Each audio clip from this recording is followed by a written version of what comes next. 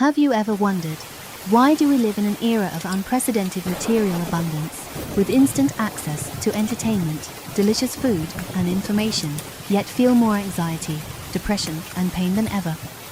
We chase happiness relentlessly, scrolling through short videos, playing games, shopping frantically, thinking these will fill the emptiness inside.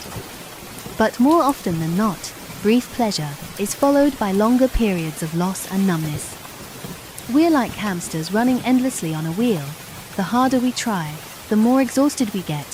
The more we crave, the emptier we feel. What's wrong with us? Is it our weak willpower, or is something wrong with the world? Dopamine Nation by Stanford addiction medicine professor Anna Lemke offers a disruptive answer.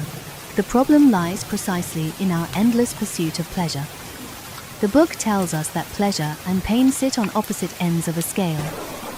The more frantically you pile weights on the pleasure side, the more powerful the rebound of pain on the other side. This isn't mere philosophy, it's cold neuroscience, written into our genes and governed by a substance called dopamine. In the following time, we'll dive into this book, uncovering the cruel truth about pleasure and pain, seeing how we step by step fall into this meticulously designed dopamine trap, and most importantly, how we can escape to reclaim inner balance and peace. In the previous section, we touched on a great paradox of modern life. Our world grows richer, pleasure buttons are everywhere, yet our hearts feel increasingly barren and painful. What's happening to us?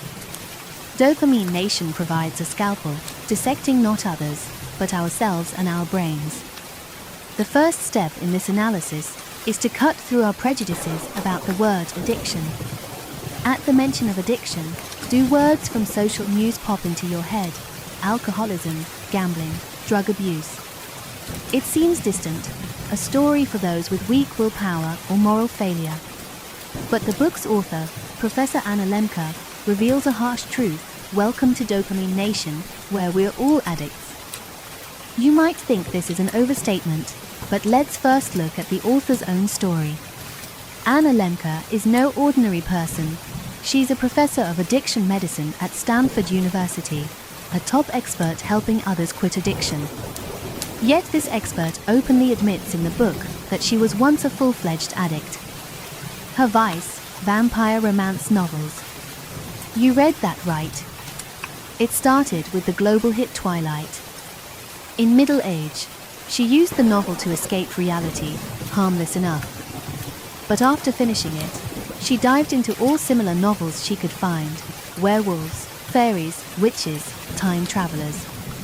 Like a starving hunter, she frantically searched for the next immersive story. Soon, ordinary romances no longer satisfied her. She sought more thrilling, explicit pulp erotica. Do you know the scariest turning point? Technology. When a friend recommended she buy an e-reader, things spiraled out of control. No more trips to the library, no more hiding books behind medical journals from her family. Now, with a flick of her finger, countless novels downloaded anytime, anywhere. She became a perfect customer for a novel pusher. To read, she skipped cooking, avoided socializing, sacrificed sleep, neglecting her husband and children. She even admits taking the e-reader to her clinic, sneaking glances between patient appointments. Her standards plummeted. She only cared if a book delivered a quick mental fix. Until 1-2 a.m., as she read a cheesy novel on her e-reader, she jolted awake. I'm a Stanford professor reading this at 2 a.m. What's wrong with my life? If the author's story is mental obsession, the next unfolds in a scene familiar to us all: online shopping.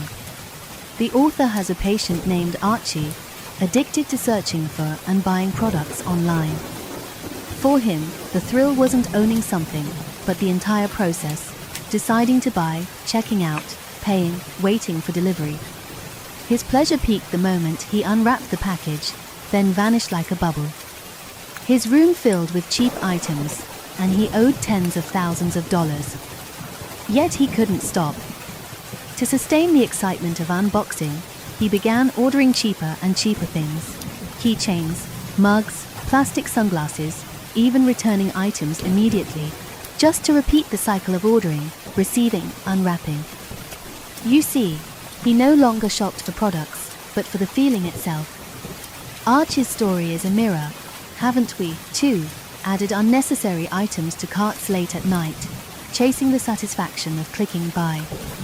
Aren't our shopping apps, games, and short videos like machines precisely manipulating our desires, bouncing us between fleeting joy and lasting emptiness? So what's the root cause? Why are we all so vulnerable? Top professors, ordinary office workers, even you and me, easily captured by these things. The author's fundamental answer in the book: a severe evolutionary mismatch between our brains and the world we live in. Our brains, evolved over millions of years, were designed for an ancient world of scarcity and danger. In that world, anything pleasurable, like high-calorie food, meant survival. So the brain rewards us intensely with a chemical called dopamine, driving us to seek more. But today, the number, variety, and potency of addictive things are unprecedented. And the smartphone, as the author puts it, is the hypodermic needle stuck in modern arms, injecting digital dopamine 24/7. Our primitive brain system, designed for scarcity, is like a sugar-starved child let loose in a candy store. It's completely malfunctioning. So how does this dopamine stuff wreak havoc in our brains? Why does chasing pleasure take us further from it? Behind it all lies our brain's oldest, core operating principle, the never-resting seesaw of pleasure and pain. In the previous section, we saw that both top professors and ordinary people can be enslaved by dopamine. But how exactly does dopamine control us? The answer lies in the brain's seesaw of pleasure and pain. Imagine a seesaw deep in your brain, level when you're calm, neither happy nor sad. Neuroscientists have discovered over decades that the brain uses the same region to process pleasure and pain, like opposite ends of a seesaw, balancing each other. When you do something enjoyable, like eating delicious chocolate, your brain releases dopamine, and boom, the seesaw tilts toward pleasure. The bigger and faster the tilt, the stronger the pleasure. First, a common misconception to correct. Dopamine isn't exactly the pleasure molecule. More accurately, it's the motivation molecule. It's not about making you like something, but making you want it. Scientists did an experiment. Depriving mice of dopamine, they found even with food at their mouths, the mice are too lazy to eat, starving to death. But if you put food directly in their mouths, they'd eat eagerly. So dopamine drives desire, action, the pursuit of pleasure. Different things trigger wildly different dopamine spikes. The book shares staggering data. Chocolate boosts dopamine by 55%, for intimate experience by 100%, nicotine in a cigarette by 150%, and some abused drugs by 225%. The most potent lab-synthesized chemicals. 1,000%, 10 times the spike of an intimate experience. Now you see why some temptations are so hard to resist. We now know pleasure tilts the seesaw, but the brain's supreme principle is stability. It hates imbalance, doing everything to level the seesaw, a process scientists call homeostasis. So the real drama begins. Every time the seesaw tilts toward pleasure, the brain deploys invisible correction crews. The author vividly calls them pain gremlins. The stronger the pleasure, the stronger the gremlins, swarming to the pain end, yanking the seesaw back. But crucially, these gremlins don't leave immediately after balancing. They linger on the pain side. So after pleasure fades, the seesaw doesn't just level, it dips toward pain, thanks to the lingering gremlins. That's the familiar feeling: emptiness after joy, letdown after excitement, hangover headaches, the damn craving for just one more chip. This is the book's recurring opponent process theory. If the story ended here, it wouldn't be so bad. But the brain learns and adapts, neural adaptation. Repeatedly stimulating the pleasure seesaw with the same thing, and the pain gremlins compete, growing bigger, more numerous, faster, and more intense. Result: Next time you do the same thing, the pleasure tilt shrinks, lasts shorter, while the post-pleasure pain rebound grows stronger, longer. This explains tolerance. Why your first milk tea felt heavenly, but now you need double sugar, double toppings to feel anything. Why your first binge-watched show lingered for days, but now you need 20 episodes at 2x speed. Your pain gremlins are battle-hardened, evolved. Worst of all, long-term, high-dose stimulation rewires the seesaw's neutral set point. Pain gremlins stop being temporary. They move in, setting up camp on the pain end with air mattresses and portable grills. Your world shifts. You no longer chase pleasure, just to temporarily level the seesaw, feel normal. Stop, and the seesaw crashes into pain, withdrawal, anxiety, irritability, insomnia, restlessness. You're trapped in a terrible cycle, running just to stay in place. So there it is, from simple pleasure, to pain gremlins, to their escalation, to permanent camp, your brain's cruel, precise pleasure-pain algorithm. It doesn't care about your happiness, only balance. So when millions, even billions, wreck their brain seesaws, what happens to our world, our lives? That's what we explore next, the cost of pleasure. In the previous section, we decoded the brain's cruel pleasure-pain algorithm. So what does the world look like when someone's brain seesaw chronically dips toward pain? When millions do this, what happens to society? This section explores the heavy, suffocating cost of pleasure. First and saddest, losing the ability to feel happiness. Ever felt this? After a busy day, scrolling for a movie to relax, but nothing interests you. Or dining at a fancy restaurant, eating expensive food that tastes like cardboard, worse than a cheap, steaming bowl of beef noodles downstairs. Hobbies once joyful now bore, music once moving now feels hollow. The world fades, like a low-quality grey movie. Doctors call this anhedonia. Author Anna Lemke lived it. 2 years lost in romance novels, compulsively reading one after another, until she sadly realized she couldn't find a book she liked. Her brain's pleasure center, overused, burned out. Her greatest joy source. Ruins. This is the seesaw's signature symptom. The pleasure spring is crushed, losing its elasticity, no longer bouncing. Even small joys fail to budge the seesaw. You might think this is personal, but what if I said it's a global epidemic? The book cites alarming data. We live in an increasingly painful world. The World Happiness Report ranks 156 countries. US happiness declined 2008 to 2018. So did Canada, France, Japan. Worse, generalized anxiety disorder is more prevalent, harmful in high-income countries. Global depression cases rose 50%, 1990 to 2017, fastest in wealthy North America. Even physical pain, 34% of Americans report frequent severe pain. Chilling, isn't it? Unprecedented wealth, freedom, medical advances, yet we're unhappier, more anxious. Blame the broken brain seesaw. Pleasure's cost deepens, an invisible cage, trapping us in the eternal now. Sounds abstract. The book calls it delay discounting, growing impatience, unable to forego small, immediate pleasure for larger, later rewards.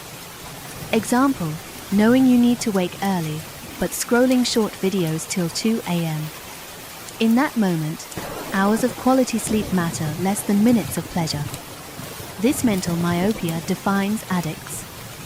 A study, ask opioid addicts and healthy people to write about the future.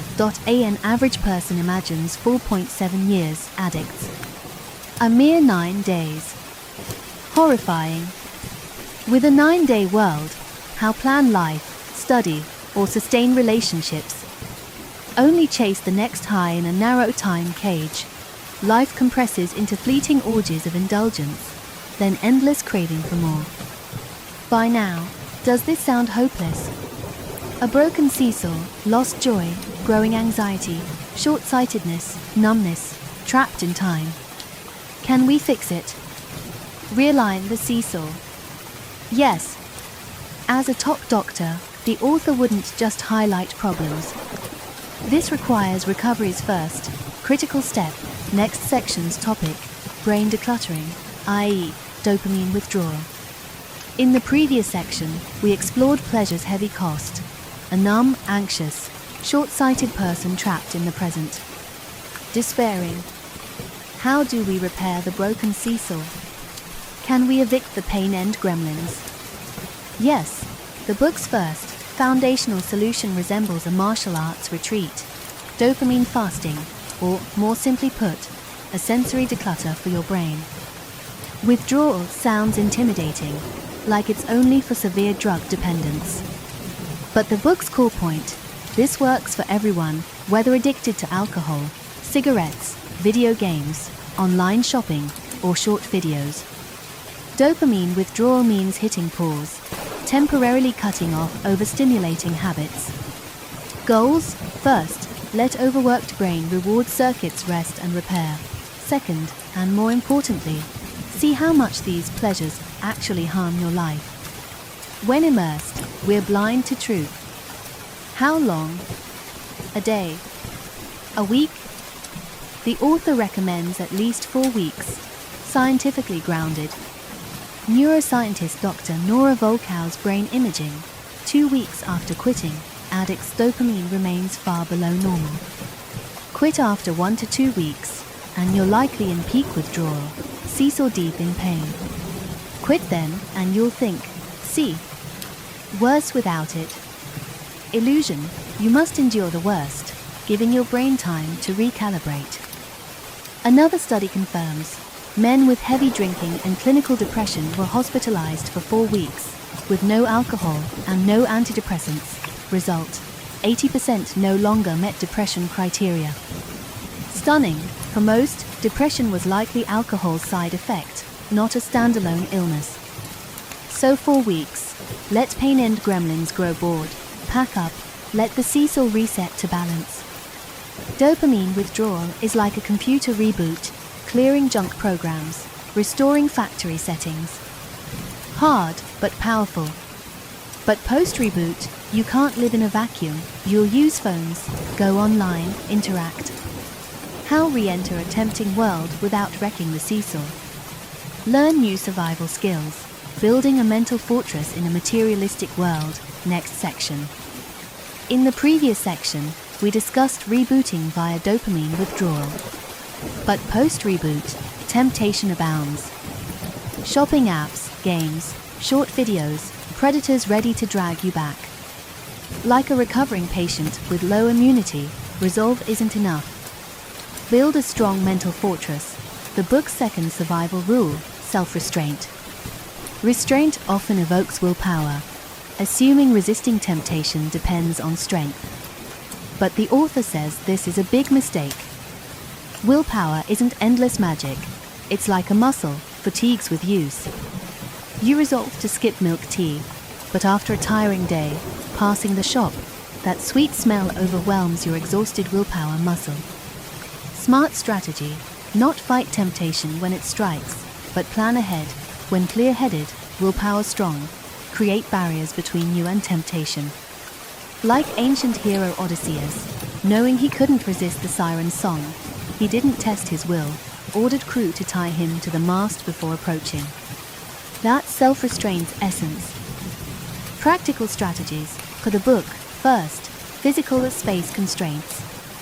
Create distance. Patients share creative methods, unplugging TVs, hiding them in closets, tossing game consoles in the garage, locking iPads in bank safes. A patient, Oscar, struggled with alcohol, locked all home alcohol in a filing cabinet, key with his wife. This simple method helped him stay sober for years. Not foolproof. Once his wife traveled, Oscar, itching to drink, tried prying the lock, drilling, failed.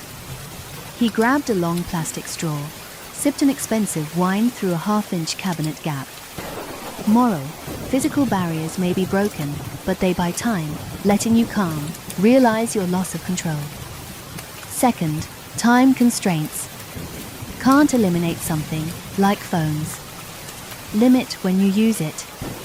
Rules: weekday nights after 10 p.m. Phone charges in the living room, no bedroom. Games only weekends, max 2 hours. Science backs this. Mice pressing buttons for drugs. 6 hours daily access. They spiral, overusing till collapse. But 1 hour daily. Stable, no escalation. Proof: compressing time windows prevents desire escalation.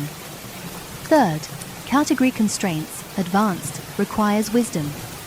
Quit a core addiction by ditching related, harmless things, bait.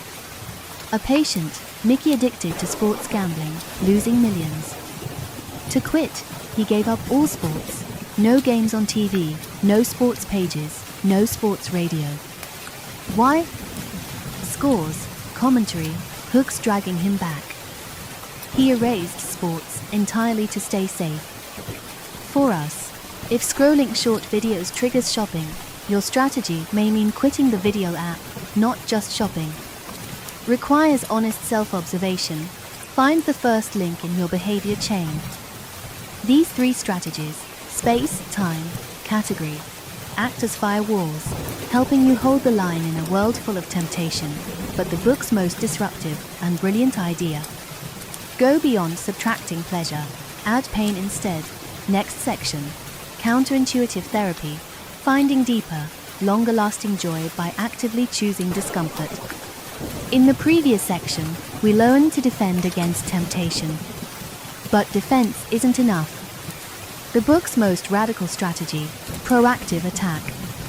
Hug controlled pain, discomfort to trick the brain into stronger, lasting inner joy. Strange sounding, but surprisingly effective. A patient, Michael, after quitting drugs, felt a deep numbness until he took a cold shower. After initial agony, intense pleasure surged, lasting hours. This became his recovery superpower. How use this seek discomfort rule to fix daily addictions? 2 tactics. First, craving substitution. Deploy it when addiction hits, for example, 11 p.m., lying in bed, itching to open shopping apps, or 3 p.m., stressed at work, craving sugary milk tea. Seize the moment. Choose a painful but beneficial activity to replace the impulsive behavior. Want to scroll? Drop your phone, do 20 squats, or wall sit for 60 seconds until your thighs burn and you break a light sweat. Craving milk tea. Chug cold water or splash cold water on your face. The shock helps interrupt the craving. Want to gain? Put on your shoes and go for a brisk 10-minute walk to raise your heart rate. The goal is to replace unhealthy, external dopamine with healthy, internal dopamine. Completing a small pain triggers the brain's seesaw to rebound, bringing a real sense of accomplishment and joy. The craving fades. Second, daily stress training. If the first tactic is firefighting, this is fire prevention. Make seeking discomfort a habit, regularly, proactively embracing controlled stress. This trains brain and body, raising your pain or discomfort threshold. Slowly shift your brain seesaw from chronic pain toward balance, even pleasure. Higher happiness baseline reduces appeal of cheap, fleeting pleasure. Examples: morning cold showers, 2 to 3 weekly intense workouts, short bursts till sweating, heart racing, intermittent fasting, 1 day weekly, eat within an 8-hour window and experience mild hunger. Science calls this hormesis. What doesn't kill you makes you stronger. In response to this pain, your brain and body counter by sending stronger pleasure gremlins to the pleasure end of the seesaw. After the pain, the seesaw tilts toward lasting, earned joy, natural, healthy, and deeply satisfying. But a word of caution, chasing pain can become addictive too. Moderation matters. You see, these methods are all proactive. They are like a key that can help us unlock the pleasure pharmacy within our bodies. But these methods still stay at the level of fighting alone. After all, we live among people. So will our relationships with others drag us into the abyss of addiction, or can they become our most solid backing? This leads to the deeper wisdom of this book, which is what we will explore in the next part. How to use the power of honesty and community to achieve ultimate redemption.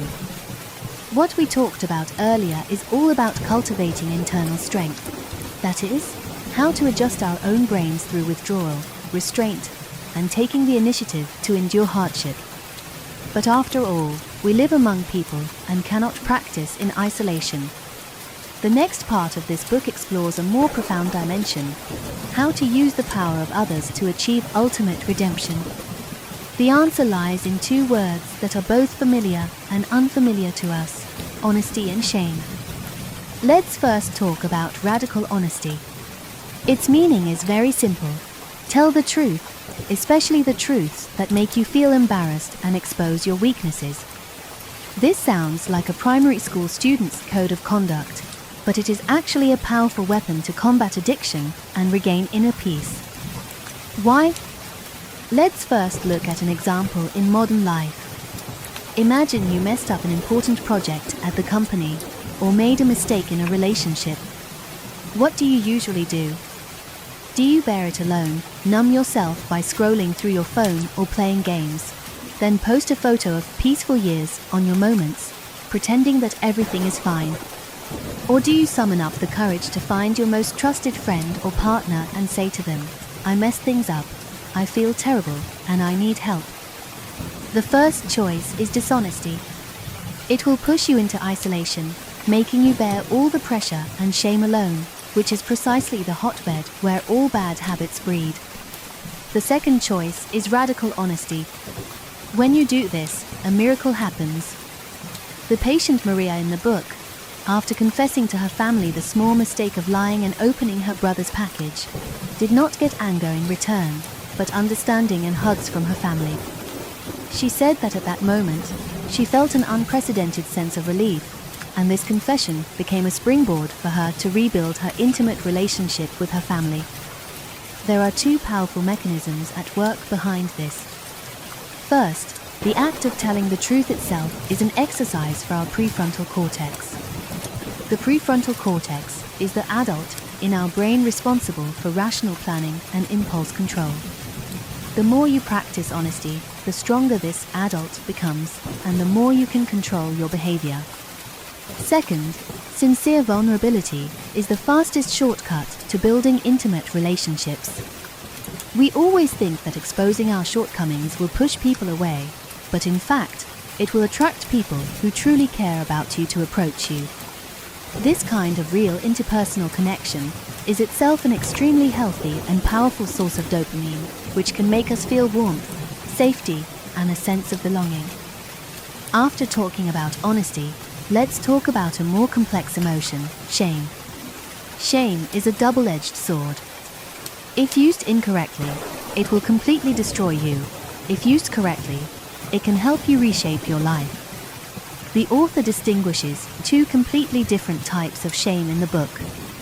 The first is destructive shame. We see it too often on the internet today.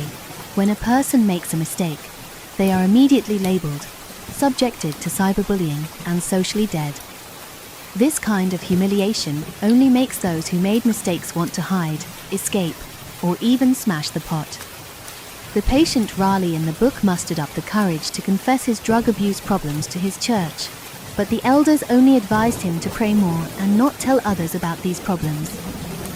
This attitude of "we can't tolerate imperfection here" made him feel completely abandoned. His sense of shame became even stronger, and he became more isolated and helpless. What is prosocial shame like? Imagine a healthy group of close friends.